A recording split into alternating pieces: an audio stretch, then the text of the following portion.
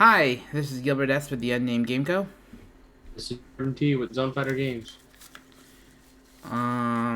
We are here talking about today a very important thing that I don't think people talk about. Well, I think we do talk about it, but most people don't really want to listen. But we're going to talk about safety rules today. Safety rules. Importantly, the session zero. Yeah. Um. Okay, so the first thing is the first thing that we want to talk about, and always I think, is that safety is very important. We've talked about bleed before and why bleed's problematic, and as a result, we wanted to make sure we have a session here where we talk to you about safety tools, because I think um, it's good to have safety tools. I have a friend who abhorrently hates safety tools, and like I can play on his tables, but I know that some people don't because he's there. There's no safety, and I'm just like, cool. It's just not something they can consider. Yeah. Hmm. So his viewpoint on safety tools is as follows. He feels that safety tools are a mode of censorship that harm the ability for players to be able to be free to speak, because this is, in his viewpoint as a psych major, is that he Hmm. believes that that TTRPG is a method to create better communication and for people to sort of and he doesn't mind the bleed stuff, because he doesn't mind that people use this as a mode to sort of like explore concepts and ideas that are outside of the purview of his of the things we don't do. And by putting safety tools and safety cards and censoring ourselves and stopping us from being able to do these things, that we never really can fully feel comfortable enough to go into those delves, into those motions of things that might be too dark and to understand things. And so I can see some of his point of view, but I can also see the point of view from how we're having our discussion on bleed, why that may not be the best idea. Like I've definitely I've definitely been reading into some of the idea of like psychology and using it as a tool to heal or for people to practice certain social behaviors in an environment where they basically can do things without repercussion, and that's fine. I can definitely see where he's coming from with that, Yeah, but I but think I'm a player. I am a person. I am a person that uses safety tools on my tables. I'm not afraid to like throw it out there. Um, let's start with the most fundamental, and then we'll move through different safety tools, and we'll talk about each one. Does that sound like it's a plan here, or I think so. um, the first one is the infamous X. The X card. It can also be played in LARS where you just X. There's X's. There's a Hmm. method of, there's an X on a card and you hit the X. The X card fundamentally is you tap the X. We move on. We leave whatever's going on, and it's straight. And if you want to, most of the time GMs will say, if you want to discuss it so we can avoid it again in the future, please talk to us. If not, we just move on from whatever we're doing and we don't talk about it. Right. Like, it's simply tap an X card. We're good to go. Um, X card is the more fundamental. I'm I'm always very into lines and veils. Yeah. Okay, so that's the second one. Lines and Veils is a very simple one, and it, my preference. I think some people do it where they just sort of say their lines and veils out loud, so people can just know. But some people are not necessarily very comfortable talking that way. Right. Um, so And I, that's I I actually perfectly pass index cards out to everybody and have them write lines and veils and pass them back to me. mhm. Um, and I usually only will use lines and veils if the game is looking like it's going to be much more of a darker tone game, because I like to know what lines and veils people have. I think it's important to sort of have that you know, this is lines and veils. We do not. So do you want to discuss? Do you want to say what basically lines and veils is? I think that. So I've never been abundantly clear on what veils are, but lines was always very obvious. So I always just kind of make it very frank discussion with some people. Whenever I start a new game, I always just ask them like, give me like two or three things that you just outright cannot hear or stand in this game. 9 times out of 10 of those three things, someone will be like, I don't want like kids suffering. And like someone else across the table will be like, that wasn't what I was gonna say, but I also don't want to hear that. Like Yeah. generally that's not a thing that ends up in my games, but even alluding to it is enough to set some people off. So like that's good. Like and like sometimes it's something a little simpler, like I'm not a real big fan of spiders. Yeah. No, that makes a lot of sense. Um, for so the basics of lines and veils are, it's a hard line. Like hard Yeah. line means we do not bring it up, we do not Mm-hmm. think about it, we do not mention it. If Mm-hmm. you have a fear, a death fear of spiders, you don't start have you. The GM cannot bring up a spider interaction. A player can't have a spider as a pet. We try not to have everybody in the table understands full well that the line is, we do not cross this line. This is the line. It's a spider. We don't Yep. talk about it. We don't bring it up. We don't even engage in it. We Like don't it's, do that. we don't talk about it. Like you won't even say like we're walking into the forest and there's a spider in the tree. Like still that is triggering and some people are not like no spider Yeah. anywhere. Like what Yeah. that's what a line is. It's not Like like I am powerfully arachnophobic. This conversation is not often. Like it's fine. Like yeah. it's always a good example to kind of root something in reality. Yeah. Like yeah, sure, but like if you're gonna start doing very flowery, very imagery driven explanations of the thing getting too close to me, cool. We're gonna have some words. Yeah. Yeah, no, and that's why it's not and so you can be very clear about what the line means. Yeah, Sometimes GMs might ask clarification, like could you please define this better? And if you can't define it, then it's just a hard line. Like stay yeah. the heck away from it. Um, Some I think I had a player one time was just like verbal abuse, yeah, and I was like, I don't think I need to know any more than that. I think I understand completely where you're going. yeah.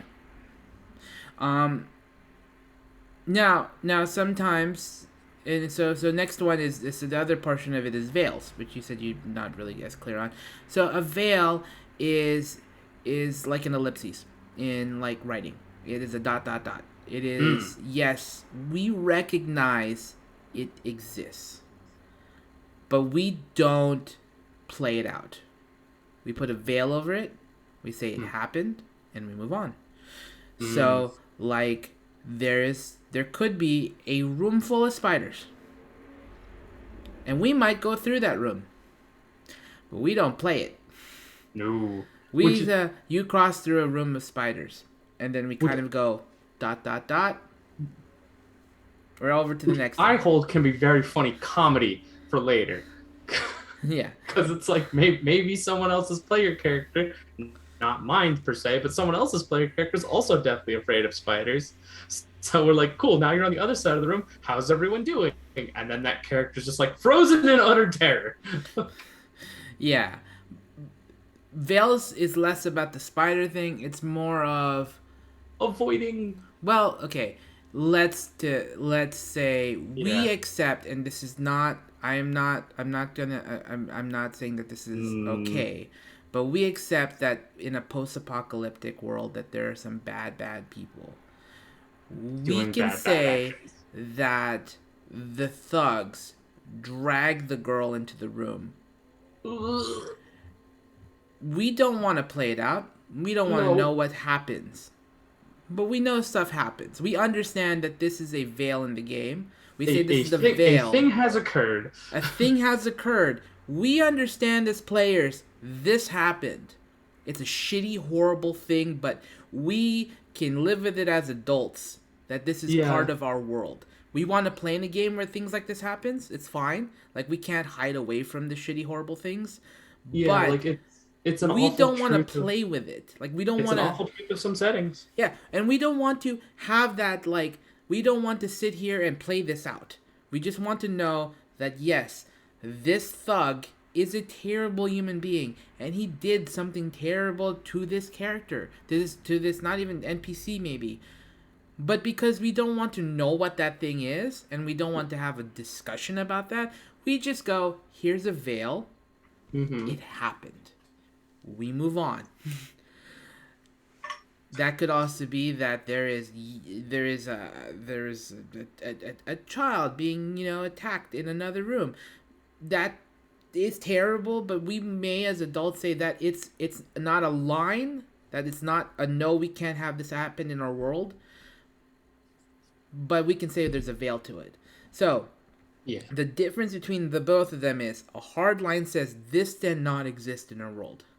This world that we create as players and game as designers and everything, we Mm-hmm. cannot accept this. As a veil, we say this can exist in this world, but we prefer that if it comes up, we simply put a veil over it and we address that Yeah. it's something, but we move past it before we go Leave deep into it. leave it to be an implied thing. Yeah, it's implied. We don't have to. You leave it to your own imagination what might have happened. That's cool. Right. There are some people that, yeah, that's fine. And I feel like we've covered lines and veils pretty clearly, but and the X card, let's kind of go into that third one of setting the stage, like kind of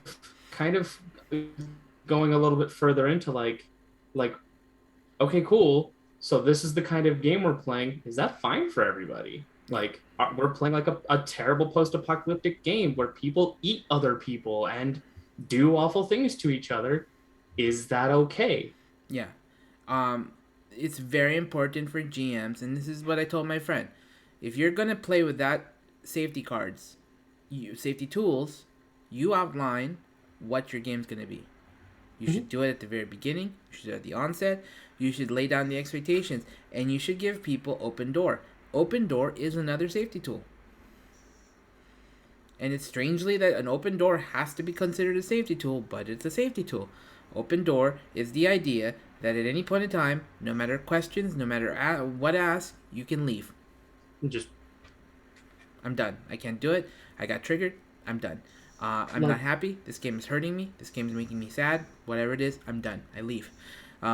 No reprisals, no questions, no nothing. If you want to, you can just say, it's polite to say, hey, GM, I'm out. yeah, too Like- far. Like, You can just be like, too far, I'm gone. or it doesn't even have to be not too even far. anything. I'm out. You don't have to explain Yeah. anything. You just can say I'm out. That allows the GM to know that they shouldn't factor you any longer. That's all it is. Like the only reason you say I'm out, you say so that the GM doesn't factor you and affect the gameplay. Because it might not even have anything to do with the GM. It just may simply be you feel triggered by something that happened that you weren't aware of and that you didn't think it was going to be a thing, and you just you need to get away from it. And you should take your mental health as serious, and you should be free to go, and no one should be able to stop you. Yeah, because this is a game. We're playing a game. You're trying to have fun here. Yeah.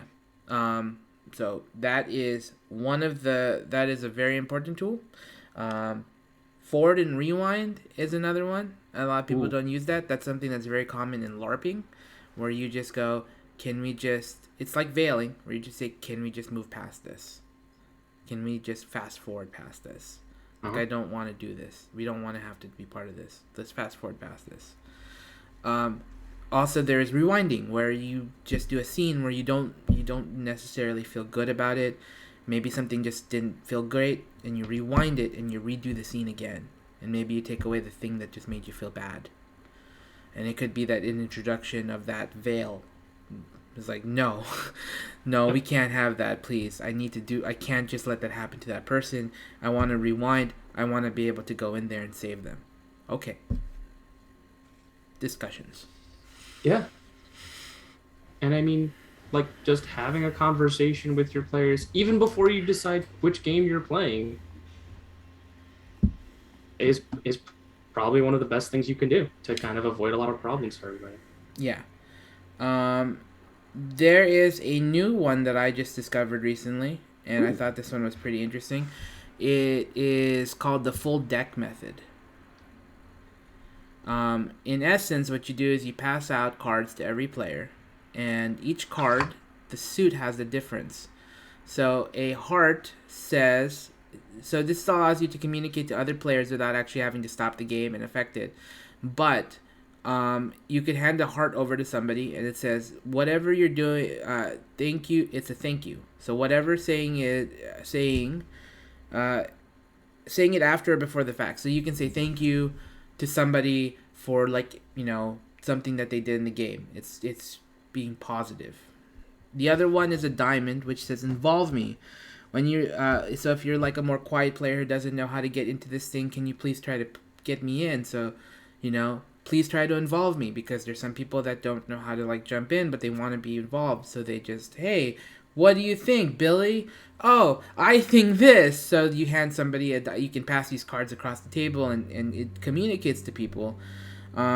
The other one is move on or change, which is a clubs, and it's similar to a veil, and it's something that's making you uncomfortable. So something that's happening on the table is being made uncomfortable, and so you pass that to somebody, or you pass it to the GM and say, hey, can we try to move past this? It's declaring it's a veil. And spade is stop. It's like the X card. So you hand off these cards. You get given, like, I think it's, you give cards to every player, and what they can do is they can hand it to somebody, and that allows you to be able to communicate in the table without messing up with the flow of the game.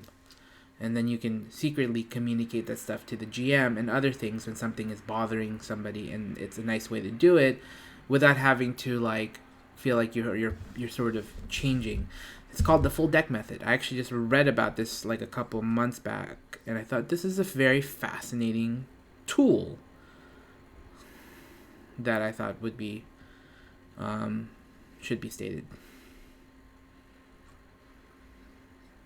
Yeah, I'm into this one actually. I like this one a lot because it gives you some solid communication tools.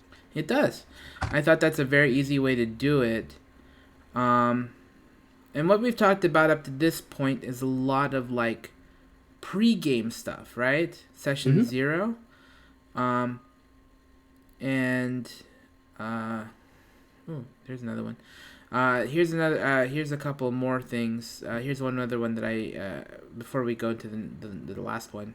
The consent flower are this is something I found on the website. The consent flowers are also called the support flowers. Let's people communicate how they are feeling about a scene in a subtle, nonverbal way. So this has been around for a while as well. You have cards that are green, yellow, and red. Green is this card requests to push the current scene even harder. Yellow, this card indicates that the person is comfortable with the scene and should continue at its current intensity. Or red, this card requests that the current scene be pulled back immediately and the intensity be lowered. So it deals with lowering and different intensities. These 3 cards on the table, one of each color, green, yellow, and red. Sometimes they can be the shape of petals or other flower pictures on them, but the 3 colors are what's most important. The person activating the card will make direct eye contact with the person they are trying to communicate with and tap one of the cards. So, like, if we're playing in a game and you tap green, it says you can push the envelope on this. You're good. I'm good with it. If you tap yellow, like, you say, hey, can we slow it down? Or, and it should continue as the current intent. But this card indicates that the person is comfortable with the. So this is saying where I'm comfortable, and red is please slow it down. It's too intense. So yeah. So green, yellow, and red. So green, go. Yellow, we're fine. Red, please pull back. So, Yeah. Okay. and then so yeah, I think that works in very intense scenes. Games where you have you're very RP heavy. I think green the petal flower thing works really well. Like I think if you're like it's good to know so that we can communicate. Hey, like because I've had to in a game where I had to like go, hey, I'm just gonna say to everyone, is everyone good? Because it seems like we're getting a little intense here. So are we all good? And then be like, yeah, we're fine, Gilbert. Like okay, cool. Then let's Yeah. keep going. But I had to stop because and this helps because if it would have been like if somebody would have been like I would have hit the yellow. I'd been like, I'm good with what we're doing here. Is everybody else good? And they tap the yellow too, and I'd be like, great, let's keep going. That would have been easier than me having to say stop and let's just talk about this because I wasn't sure. And the last thing is post game stuff. And the two most popular out there are Roses and Thorns, and or the nicer version, which is Stars and Wishes. Um, it's post gaming, so it's important that it's a method of communication that we do after a game. And I like GMs who do this, especially if you're in campaigns or you're going to be playing again in the future. It's also helpful if you're starting out as a new GM and you're not really sure what you're doing, and you really want to be able to like curtail it for different people, and you really want to hear like feedback. It's good to do stars and wishes, or roses and thorns. So the difference between them is this: stars and wishes has players go around the table and say, "Hey, Jordan, what you did in that scene was amazing. Um, great." And then, but I wish you had involved me more, because I thought we could have worked together better in that scene or something. Yeah. Stars and wishes. It's more positive. It's less of a thing. Like, I think the difference clearly is that one is very positive focused. Like, if you're gonna do stars and wishes, you focus on. Let's see here. It actually says in this little article I found. The stars and wishes Stars and Wishes is designed to be positive and affirming, a way for players and GMs to give constructive feedback to each other post-game without feeling called out. When a player gives a star to someone else, they describe a moment in the game they really appreciated, good role-playing, and clever tactic, considered behavior. When a player shares a wish with the rest of the table, they describe something they'd like to see more of in the future. It's never directed towards a single player. So, it's a modified version of Roses and Thorns. So Roses and Thorns has a tendency to be more, practical, realistic, or more down. Not even say that. More, less about positivity. So wishes and stars could be something. Stars and wishes could be like, hey Jordan, in that scene we did, where you like fought the villain, that was so cool. How you described how you killed him. But I wish we'd see more of that on the table, because it helps me like really visualize everybody's different fighting styles. It'd be really cool to see that on the table, because that was what made me feel engaged. How about you, Jordan? Any stars and wishes? Oh gosh, Gilbert. The way you describe Magic's pretty great, but maybe kind of rein it in a little bit. That's more roses and thorns, sir. You're right. You're right. We have to be on a positive note. We'll go into roses and thorns, so try to do a different wish.